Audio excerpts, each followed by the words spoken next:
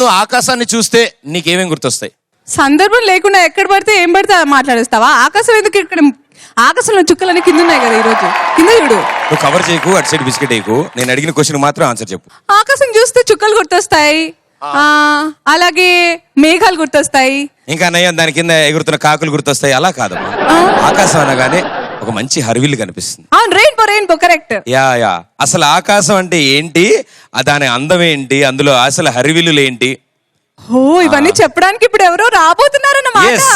Beautiful song పాడడానికి అంతకంటే beautiful మా సునీత గారు రాబోతున్నారు. మన సునీత గారు, because she belongs to good tour. So ఆకాశం విషయాలు ఏం చెప్తారో ఏంటో విందాం. ప్లీజ్ వెల్కమ్ సునీత గారు.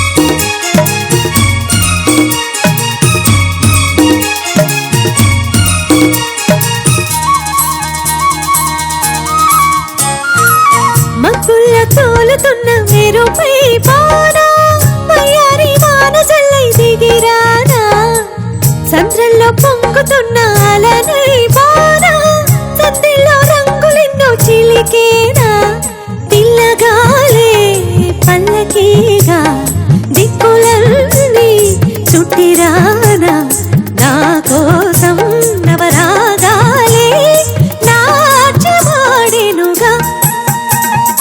ఆకాశంలో ఆశల హరివిల్లు, ఆనందాలే పూసిన పొదరిల్లు, అందమైన లోకం అందుకో